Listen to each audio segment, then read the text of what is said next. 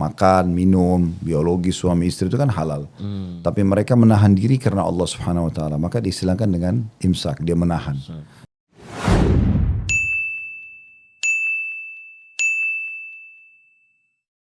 Diskusi, dialog seputar keluarga Islami, spesial Ramadan. Alhamdulillah rapi juga. Alhamdulillah dari mana aja? Kita rapat dari sini ngeset tempat nih buat podcast. Tamu siapa? Gaya banget punya tamu bocah. Iya. So sibuk. Ramadan. Oh iya. Kalau itu mah iya dah. Aduh, itu tamu semua orang. Iya, Prepare itu. kita buat nyambut Kita dia. masuk bulan Ramadan ini. Jadi pakaian harus rapi terus ya. Pakaian harus rapi, harus tetap eye catching, looknya, eye catching. Iya, akhir-akhir Ramadan. Kita udah lama ya enggak. Oh iya, gue sama Amar udah lama banget gak satu frame sama dia. Lah, Biasa. ini kayaknya first kita satu meja bareng. Bertiga. Berempat iya. sama. Yang ini Ini pertama kali insyaallah nih. Mudah-mudahan Ini bisa kita ada di diskusi spesial Spesial Ramadan. Ramadan. Jadi kita akan membahas pertanyaan-pertanyaan, tema-tema sesuai dengan Ramadan. Isu-isu Iya, yang boleh kalian nggak boleh. Yang paling hot di bulan Ramadan ya. Iya, dan yang Teman-teman paling mau penting tanya juga bisa. iya, tanya Ustadz gitu. Jadi bisa langsung nanti kita tanyakan ke Ustadz Halid Wasallam. Kita mau bahas apa sekarang, Mar? Ya. Kita mau bahas apa? Pembahasan kita pertama. Tentang sejarahnya puasa. Oh iya. Sejarah puasa. Kita mau bahas. Kan tak kenal maka tak sayang nih. Betul. Jadi banyak orang di Indonesia tuh puasa, kalau ditanya kok puasa? Iya bulan Ramadan. Ya, Disuruh? ceritanya, Iya. Ya udah gitu. Nggak tahu tuh ceritanya. Sejarahnya gimana? Lu tahu nggak? Enggak lah. Lu tahu nggak? Ya kalau itu mah ada yang lebih paham dah. Oke, berarti kita langsung aja tanya ke guru kita, Ya. Ustadz Halid Wasallam Hafizahullah Ta'ala. Assalamuikum Ustadz. Waalaikumsalam. Alhamdulillah kita udah masuk bulan Ramadan nih Ustadz ya. Kita ucapin juga buat saudara-saudara kita yang melaksanakan ibadah puasa, selamat berpuasa. Nah kita mau bahas nih Ustadz. Kan bulan Ramadan ini banyak yang taunya, wah udah masuk bulan Ramadan nih, udah waktunya puasa gitu kan. Kayak mungkin kita juga perlu refresh Ustadz.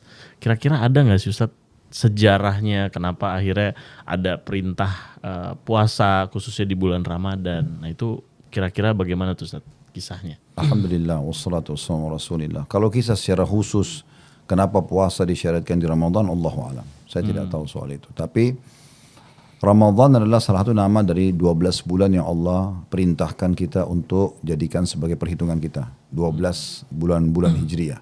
Allah sebutkan dalam surah At-Taubah surah nomor 9 ayat 36. Inna iddatash syuhuri indallahi 12 syahran fi kitabillah yauma khalaqas samawati wal arda minha arba'atun hurum. Al-ayah yang artinya sesungguhnya di sisi Allah Subhanahu wa taala ada 12 bulan yang sudah Allah tentukan dari semenjak penciptaan langit dan bumi, dan di antaranya ada 4 bulan yang dimuliakan. Tadi saya bilang al-ayah karena ayat ini masih berlanjut, cuma ini saksi bahasannya. 12 bulan ini tentunya mulai dari bulan Muharram bulan 1, Safar bulan kedua, Rabiul Awal bulan ketiga, Rabiul Tsani bulan keempat, Jumadil Ula bulan kelima, Jumadil Tsani bulan keenam, Rajab bulan ketujuh, Sya'ban bulan ke-8, Ramadan bulan ke-9, dan Syawal bulan ke-10, Dzulqa'dah bulan 11, dan Dzulhijjah bulan ke-12. Nah memang ini sudah ada nama-nama ini. Cuma memang dalam agama Islam atau dalam syariat Nabi Muhammad SAW belum diperintahkan untuk puasa di bulan Ramadan kecuali tahun 2 Hijriah. Setelah beliau hijrah ke Madinah tahun kedua baru dari syariatkan atau diperintahkan puasa. Dan perang Badr yang terjadi di 15 Ramadan tahun 2 Hijriah itu Ramadan pertama yang dikerjakan oleh kaum muslimin bersama dengan Nabi SAW. Setelah 15 hari mereka puasa maka mereka pun berperang. Sekitar 314 orang menuju ke Badr dan akhirnya berperang dan memenangkan peperangan. Dan di situ para sahabat menukil kisah tentang mereka. Mereka mengatakan ada di antara kami yang berpuasa dan mereka tidak menyalahkan yang tidak berpuasa, dan ada di antara kami yang tidak berpuasa tapi mereka tidak menyalahkan yang puasa. Karena ini memang keringanan bagi orang yang safar, boleh dilanjutin puasa, boleh tidak. Masalah afdaliyahnya tergantung kondisi dan keadaan dia. Kalau dia bisa bertahan, dia merasa sehat, dia melihat itu adalah afdal, itu boleh saja. Tapi kalau dia merasa dia lemah, dia letih, dia kemungkinan akan sakit, maka dia lebih afdal untuk buka puasa, kan begitu. Nah di sini awal disyariatkan puasa itu. Oh, berarti nggak ada ini sejarah secara Bukan masalah nggak ada, mungkin keterbatasan ilmu saya. Allahu a'lam kalau memang ada sejarah, tapi karena ditanyakan kepada saya maka saya tidak tahu apakah itu ada sejarah khusus. Kenapa puasa disyariatkan, kenapa di bulan Ramadan, Allahu a'lam. Tapi itu perintah Allah dan Rasulnya, maka kita melaksanakan. Kalau sebelum Islam ada syarat puasa, Ustaz? Ada, cuma memang belum ditentukan tentang masalah berapa harinya, waktunya kapan, maksudnya bulan berapa gitu ya. Karena Allah cuma mengatakan dalam Al-Baqarah berhubungan dengan masalah perintah puasa untuk kaum muslimin di bulan Ramadan. Al-Baqarah surah nomor 2 ayat 183, ya ayyuhalladzina amanu kutiba alaikumus syiyamu kama kutiba alal ladzina min qablikum la'allakum tattaqun. Hai orang beriman, disyariatkan untuk kalian puasa sebagaimana disyariatkan untuk orang-orang sebelum kalian agar kalian mencapai tingkat ketakwaan. Berarti kan orang sebelum kita pun ada syariat puasa, tapi apakah sama dengan kita? Allahu a'lam. Kayak mungkin Nabi Daud mungkin punya puasanya sendiri gitu kali Ustaz ya. Ya mungkin bisa saja, bisa terjadi, tapi Allahu a'lam. Yang sampai kepada kita adalah ada puasa mereka, tapi bagaimana jenis puasanya, berapa hari mereka puasa, berapa waktu, apakah waktunya sama dari azan subuh sampai azan maghrib, Allahu a'lam. Kita Beda tidak tahu. tuntunan ya. Ya, yang penting dalam ayat ini dijelaskan memang orang-orang sebelum kita juga ada syariat puasa bagi mereka.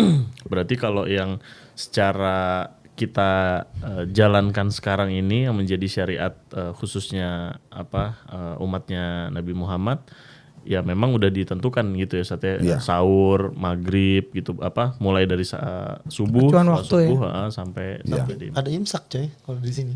Nah, iya itu kalau zaman terdahulu itu udah Ada imsak apa enggak? imsak ya? Gitu. ada istilah imsak juga nggak tuh Ustaz? Imsak artinya menahan diri. Oh. Jadi imsak itu menahan diri. Jadi memang orang yang mulai puasa kan dia menahan diri dari hal-hal yang dasarnya awalnya halal. Makan, minum, biologi suami istri itu kan halal. Tapi mereka menahan diri karena Allah Subhanahu wa taala. Maka diistilahkan dengan imsak, dia menahan. Dia menahan diri. Nah, tinggal masalah waktunya, kapan imsak itu. Itu khilaf di antara ahli ilmu. Ada yang mengatakan memang imsak beberapa saat sebelum azan subuh. Ada yang mengatakan memang dia masih punya kesempatan sampai terdengar azan. Ya, artinya azan itu dia masih bisa menyelesaikan hajatnya. Karena ada riwayat yang menyebutkan kata Nabi SAW, kalau di tangan seseorang di antara kalian masih ada minuman ataupun makanan dia, maka dia boleh menyelesaikan walaupun dia mendengarkan azan. Atau kurang lebih maknanya seperti itu dalam hadis.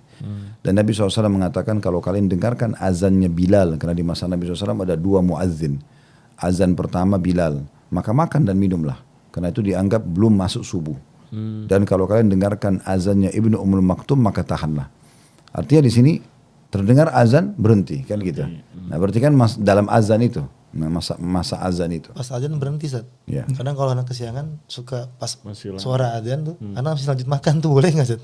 Ya tadi kalau kita kembali kepada riwayat, kalau memang dia masih di tangannya, Masih di tangan. dia harus meneguk air itu pas dengar azan, atau ada obat yang dia harus konsumsi, atau mungkin suapan makan di mulutnya yang dia harus selesaikan, nah oke. Tapi kalau azan baru ambil makanan, nah ini khawatirkan malah dia lewat dari waktu. Pas azan centong nasi. Ustaz, ini kalau anak pernah Ustaz, jadi bukan pernah aja Ustaz, ini anak meyakini bahwa ini boleh Ustaz.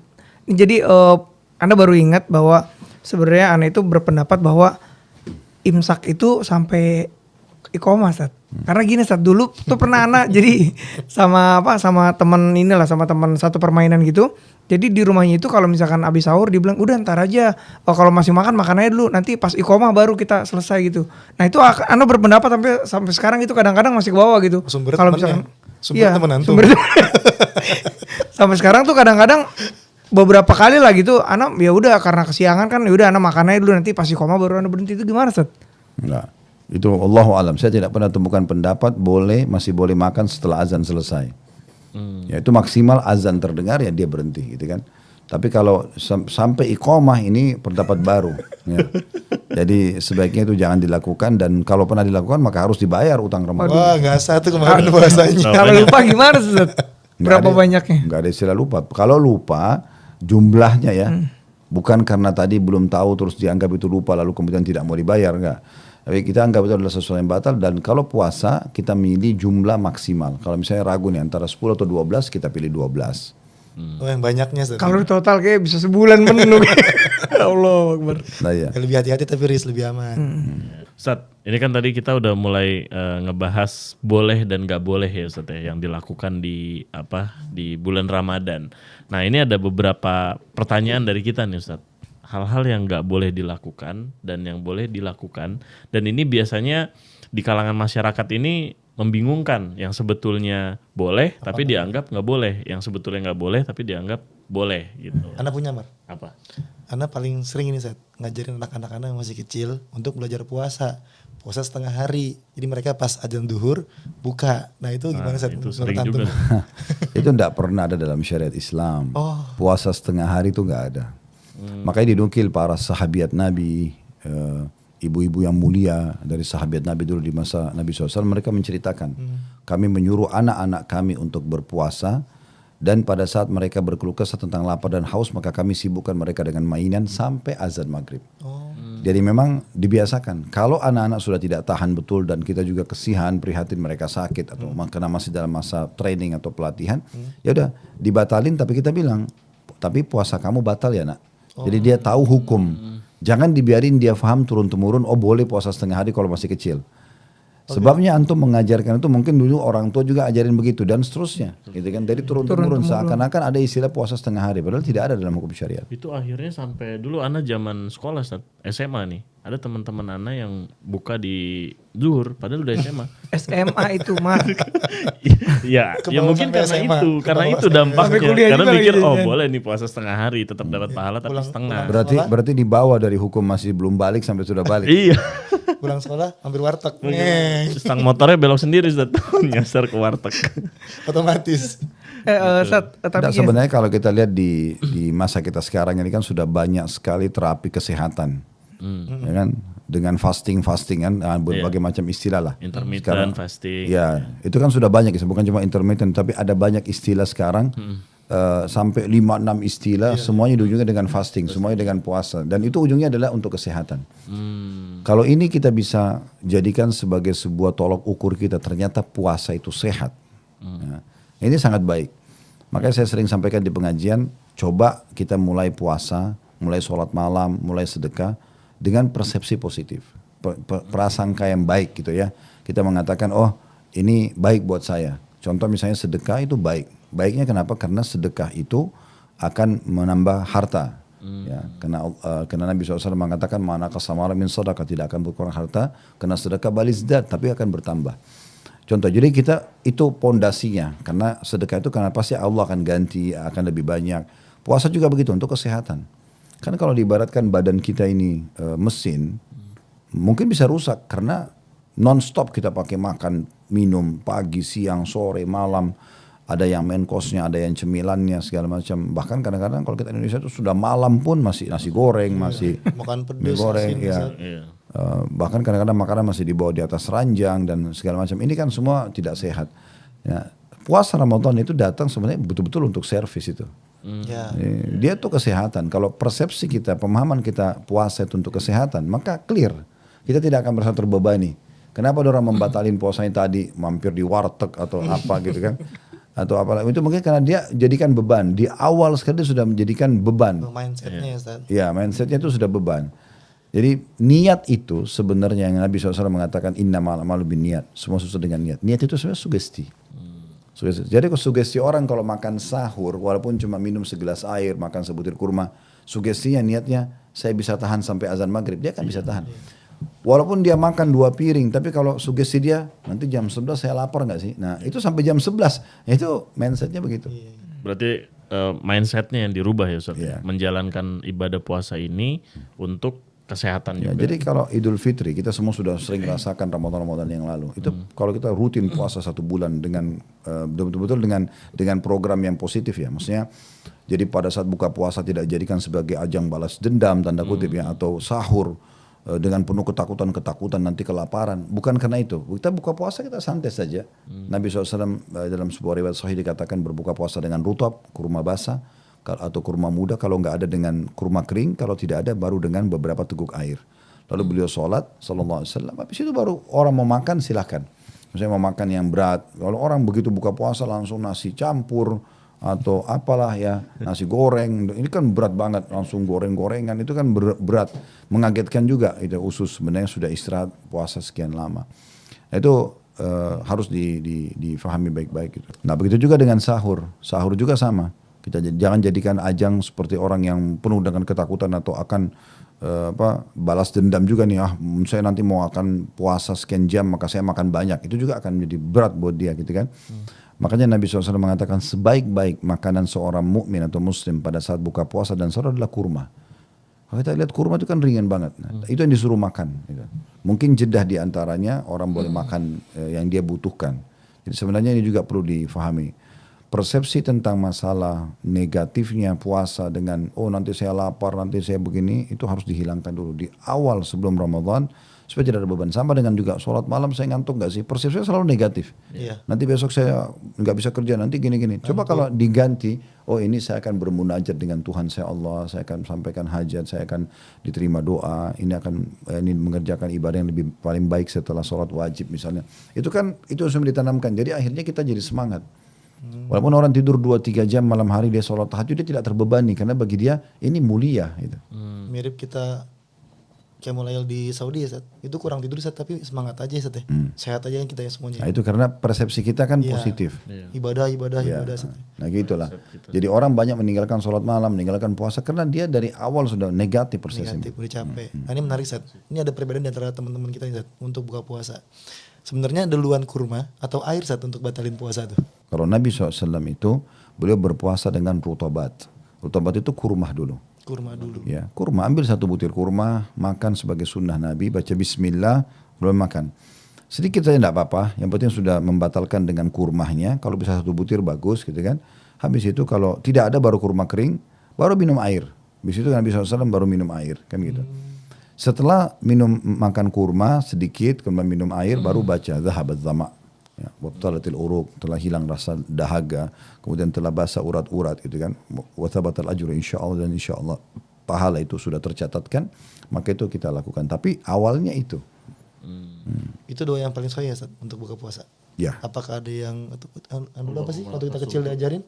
Lo Kalau malakasum tuh, wabika mantu. Apakah ada juga? Tidak, riwayat yang sahih yang tadi kita sebutkan. Ustaz, itu kan tadi teman-teman fokusnya buka puasa itu pakai kurma, pakai air Ustaz. Tapi Ana pernah dengar Ustaz. Nih kalau Ana tuh agak yang intim-intim Ustaz. Boleh gak Ustaz buka puasa dengan jima Ustaz? Jadi doanya sahabat bukan sahabat Zoma. Langsung nyambung ya. Tapi mewakili kita semua sih. Oke lah, berani deh. Tapi Ana tidak yakin ada orang begitu azan langsung mau jima. Ya. Masih lemas ya Ustaz. Ya. Yang ada Abdullah bin Umar radhiyallahu anhuma, beliau menggabungkan antara iftar sunnah dengan menggunakan kurma, konsumsi kurma, air, sholat maghrib lalu berhubungan biologis. Nah itu ada. Jadi bukan langsung Bukan batalin Riz. Masya Allah. Berarti dia dapat 3 kebahagiaan deh. Kebahagiaan buka puasa, kebahagiaan puasanya, sama kebahagiaan jimanya. 3 kebahagiaan. Sebenarnya lebih kepada ulama bahas keutamaan berhubungan biologis suami istri. Karena Allah mengatakan dalam Al-Quran, "Uhilla lakum lailatus siyam rafathu ila nisaikum. Hunna libasun lakum wa antum libasun lahun." Kata Allah, aku halalkan kalian menggauli istri kalian di malam hari Ramadan, di malam hari bulan puasa itu. Mereka pakaian buat kalian, kalian pakaian buat mereka. Di sini bisa difahami ternyata berhubungan biologis di malam hari Ramadan itu bagian daripada perintah Allah. Jadi bukan hanya sekedar dihalalkan, tapi bagian daripada hal yang diperintahkan. Malam-malam Ramadan. Sekarang kita balik Ustaz. Siang-siangnya Ustaz. Siang-siangnya. Boleh nggak kalau kita test drive dulu, bermesraan dulu gitu Ustaz. Cium-ciuman, gitu, gitu. Ya sebaiknya jangan. Oh. Bukan tidak boleh ya. Karena Nabi SAW dalam sebuah riwayat pernah melakukan pada Aisyah. Tapi Aisyah mengatakan, tapi Nabi SAW adalah orang yang paling bisa mengontrol dirinya. Oh itu kuncinya. Dan sebagian ulama mengatakan siapa di antara kita yang bisa mengontrol dirinya. Udah pasti kalah kalau gitu. Makanya lebih baik dihindari aja. Tapi nggak batal ya Ustaz? Ya, kan gini, pembagian waktu, tidak makan, tidak minum, tidak biologis itu kan ada batasnya. Ya. Azan subuh, azan maghrib. Ini batas waktu. Dari azan maghrib sampai azan subuh, itu bebas. Kan gitu, bisa makan, bisa minum, bisa biologis. Kenapa kita harus masuk ke zona yang nggak aman ya? Iya, yang kira-kira yang dilarang gitu ya. Ya, lebih baik kita hindari. Karena memang pasti akan menjurus. Tidak semua orang bisa mengontrol syahwat. Kalau kita pun bisa, belum tentu istri bisa. Kalau istri bisa, belum tentu kita bisa kan gitu. Karena ini interaksi 2 orang. Belum lagi orang kalau ciuman, ada air liur, tertelan. Itu kan bisa saja membatalkan karena sesuatu yang dari luar masuk. Kan gitu. Ada hukumnya nggak Ustaz kalau kita batal karena jima siang hari? Tentu saja. Berat nggak Ustaz? Iya, itu termasuk bagian daripada dosa yang dilarang. Dan dia harus mengganti puasanya di hari setelah Ramadan nanti, dan juga membayar kafarah. Kafarah itu bebasin budak, atau puasa 2 bulan berturut-turut, atau ini berurut ya. Kalau tidak bisa bebasin budak, dan di masa kita sekarang tidak ada budak, maka dia harus puasa 2 bulan berturut-turut. Nah tentu ini akan susah karena dia sebulan saja sudah bobol gitu kan.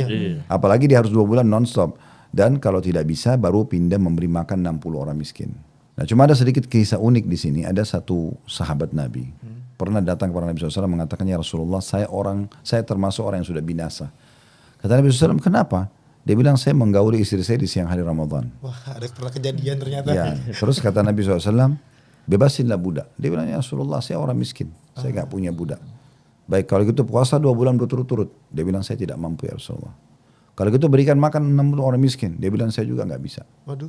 Ya, jadi 3 dia gak bisa. Maka pada saat itu Nabi SAW terdiam. Ternyata ada satu sahabat yang lain membawakan Nabi hadiah. Satu keranjang kurma, entah berapa banyak, tapi dijelaskan satu wadah gitu besar kurma. Terus Nabi waktu lihat, Nabi panggil orang itu tadi. Mana tadi orang yang bertanya? Orang itu mengatakan saya. Kata Nabi SAW, ambil ini, terus bagikan kepada orang-orang sebagai tebusan, karena dia tidak mampu.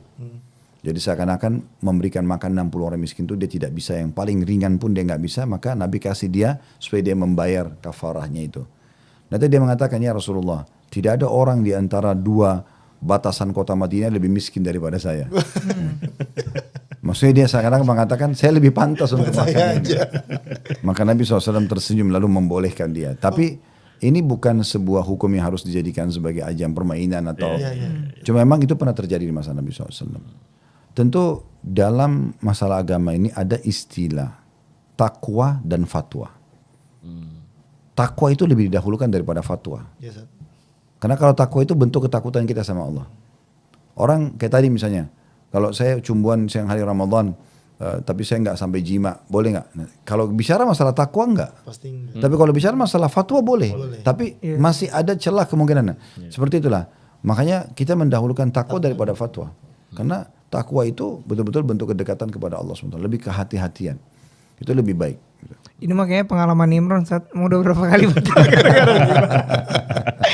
Itu akibat punya istri cantik. Masya Allah, Masya Allah. Ini istrinya lagi nonton saat kalau kayak gini saat berarti saat. Iya, langsung dikasih unjuk nih. Aku muji-muji kamu nih. Itu kan mau kamu. Nah Ustaz, ada juga nih yang masalah boleh dan gak boleh Ustaz. Sering sikat gigi sama kumur-kumur Ustaz. Oh iya tuh. Itu kan ada yang bilang gak boleh, tapi ada yang bilang juga gak masalah. Nah ini sebenarnya gimana? Hukumnya boleh. Oh boleh. Boleh. Jadi sikat gigi atau siwak boleh. Puasa atau tidak puasa.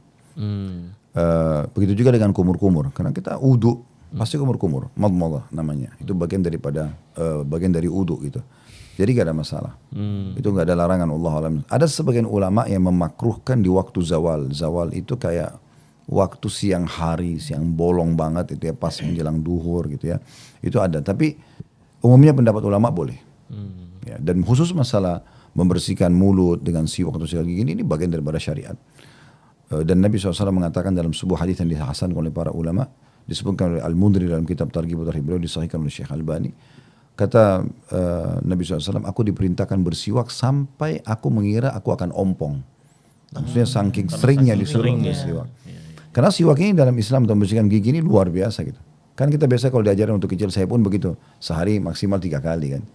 Pagi bangun tidur, nanti siang habis makan siang, nanti malam kalau mau tidur kan gitu. Itu sudah dianggap orang yang paling bersih lah karena 3 kali sikat gigi dalam sehari. Kalau kita kembali kepada syariat Islam itu sikat gigi itu berulang-ulang. Karena kata Nabi SAW, kalau aku tidak beratkan umatku, aku akan suruh mereka bersiwak setiap kali mau sholat. Nah sholat wajib aja 5 kali. Berarti sudah 5 kali sikat gigi. Belum bicara sholat sunnah. Oh iya. Ada qobliyah, ada ba'diyah, ada duha, ada qiyamul lail, ada sholat tahiyat masjid, ada wudu, ada tobat. Berapa bisa puluhan kali kita bersiwak dalam sehari. Pantes. Ada lagi hadis Nabi SAW, ya kalau aku tidak beratkan umatku, maka aku perintahkan mereka bersiwak di setiap kali mau wudu. Setiap kali mau wudu, berarti wudu sholat. Atau ada juga termasuk bagian daripada hal yang dianjurkan ulama adalah menjaga wudu. Setiap batal wudu lagi, setiap batal wudu lagi. Ada wudu lagi pada saat mau tidur, ada wudu pada saat mau mengulangi hubungan biologis. Itu semua ada uduk-uduk dalam hukum. Itu juga diperintahkan. Jadi memang menjaga kebersihan ini harus dijaga. Jadi jangan sampai karena saya puasa saya nggak makan nggak minum nggak usah deh saya kumur-kumur nggak usah saya bersihin gigi saya, itu keliru. Dulu Ana waktu kecil punya teman tuh Ustaz, pas wudu nih mau sholat kumur kan 3 kali. Yang keluar cuma 2 kali Ustaz. Jadi yang satunya ditelan sama dia air mentah deh. Itu sudah balik. Masih kecil waktu itu, masih TK SD. Tapi antumnya udah gede.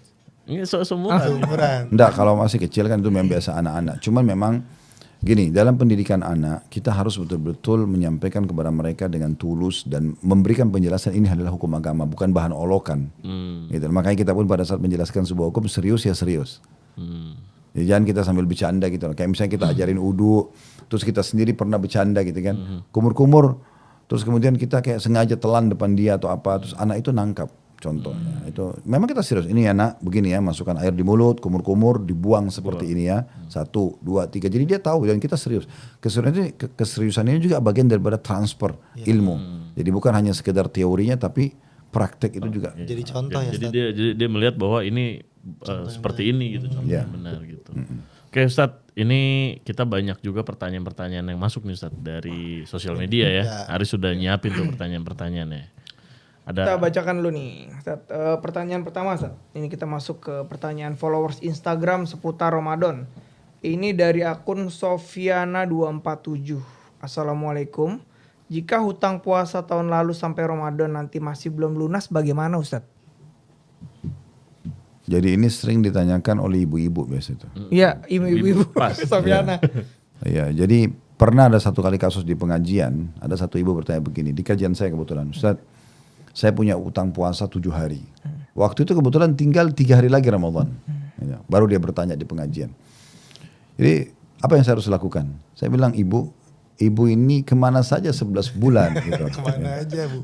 Kenapa hari kepepet 3 hari, tinggal mau Ramadan 3 hari, dan kemudian Anda baru nanya tentang utang 7 hari. Mana 11 bulan yang lalu ini kan gitu. Tentu tidak mungkin saya mengatakan ya udah ibu nggak usah puasa, kan nggak mungkin. Ya udah puasa semampunya sekarang, tobat kepada Allah, tetap harus dibayar utang itu nanti kan gitu. Jadi sebaiknya jangan ditunda.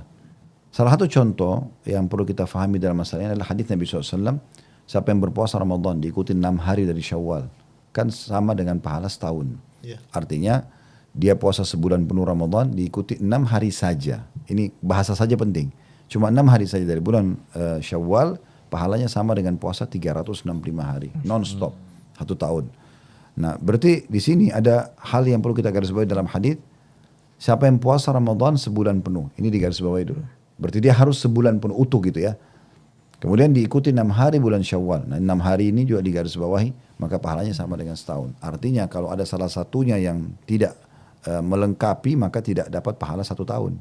Contoh misalnya ada orang punya utang Ramadan 3 hari. Kemudian dia puasa Syawal dulu setelah Idul Fitri 6 hari. Bolehkah hukumnya? Boleh.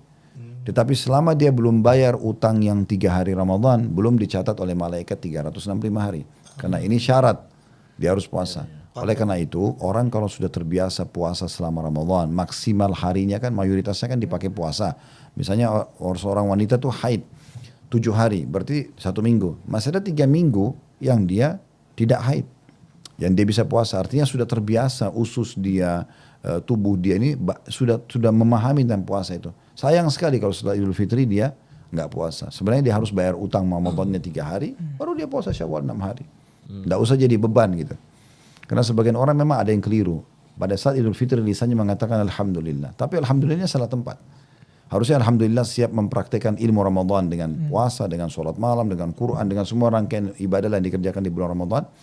Tapi dia tidak, dia Alhamdulillah karena sudah tidak puasa, tidak lagi sholat malam, tidak lagi baca Quran, sudah boleh berbuat dosa, boleh pacaran, boleh ini, boleh itu.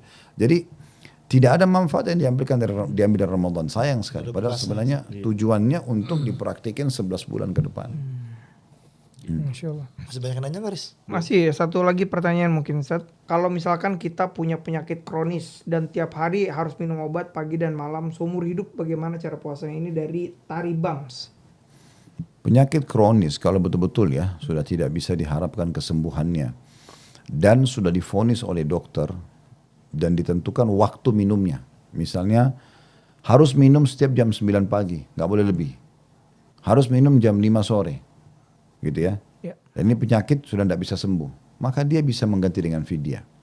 Karena fidyah itu pengganti untuk orang yang sudah tua nggak mampu lagi atau orang yang kena penyakit kronis yang tidak diharapkan kesembuhannya. Tetapi di sini sekali lagi kita sedang bicara fatwa atau takwa. Kalau kita bicara fatwa itu fatwa tadi. Kalau kita bicara takwa maka dia harusnya punya mengharap berdoa kepada Allah SWT. Ya Allah mudahkan Ramadan supaya saya lebih mudah puasa. Atau misalnya dia negosiasi sama dokternya. Sekarang saya geser ya, saya kan muslim, saya puasa nih. Boleh nggak saya minum obatnya sahur? Saya 3 menit sebelum azan subuh.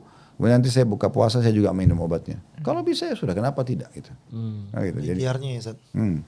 jadi harus ikhtiar. Tapi kalau tadi saya udah bahasakan kalau dia harus di jam itu, kalau tidak malah dia makin menular atau berbahaya bagi dia ya sudah. Ya. Oke. Ustaz, sedikit tambahan Ustaz. Terkait fidyah itu Ustaz. Kalau untuk ibu hamil itu apakah boleh dia bayar fidyah atau dia harus ganti? Fidyah bagi ibu hamil hanya pelengkap. Tetap harus bayar utang. Tetap bayar utang. Jadi yang tidak bayar utang itu bayar fidyah murni, orang yang sudah tua sekali, pikun, sama tadi orang kena penyakit kronis yang tidak diharapkan kesembuhannya, gitu kan. Tapi kalau perempuan hamil, menyusui, gitu kan, musafir, semua ini harus bayar. Ya, fa'iddatu min ayamin ukhar kata Allah harus diganti dengan hari yang lain. Siap. Oke, syukron Ustaz. Ini ilmunya sangat bermanfaat sekali nih buat kita, buat Di awal-awal puasa ya. iya, awal-awal Pegangan puasa kita untuk nanti. bekal gitu ya selama 29 hari ini. Baik Ustaz, insya Allah kita bertemu lagi di episode berikutnya. Jazakallah khairan, barakallahu fikum. Ya, alhamdulillah ya. Alhamdulillah. Nih kita udah dapat ilmu yang sangat bermanfaat. Buat bekal kita. Bekal nanti. untuk 30 berapa hari ke depan, ya? insya Allah. Bentar lagi. Bentar lagi 29 hari lagi. Ini bukan bentar lagi kayaknya deh. Mudah-mudahan kita tetap semangat. Amin, Ilmu dari insyaallah. Ustadz juga tadi bermanfaat. Akhirnya kita tahu kalau Ramadan itu dari tahun 2 Hijriah Jadi disyariatkan. disyariatkan. Dan kita tahu kalau Aris harus bayar utang puasa selama Iya. 2 bulan. Lebih ya, lebih dikit lah. Semangat Ya, Aris. kita harus tetap semangat Ya. dan khususnya semangat buat Aris untuk menebus puasa di Insya Allah. bulan-bulan berikutnya. Hitung-hitung ngurusin badan. Iya, betul. Tuh, itu bagus mindset itu. Sehat. Sehat, Bilang tuh, sehat. mindset Yang harus Ustadz sehat. bilang, mindset harus sehat. Dan juga buat teman-teman yang punya pertanyaan, Ya, itu bisa tanya di kolom komentar YouTube atau nanti kita bakal share questionnaire di Instagram di story-nya. Ya, betul. Oke, sampai ketemu lagi di episode berikutnya di diskusi spesial. Spesial Ramadan. Assalamualaikum warahmatullahi wabarakatuh. Waalaikumsalam warahmatullahi wabarakatuh. Diskusi, dialog seputar keluarga Islami, spesial Ramadan.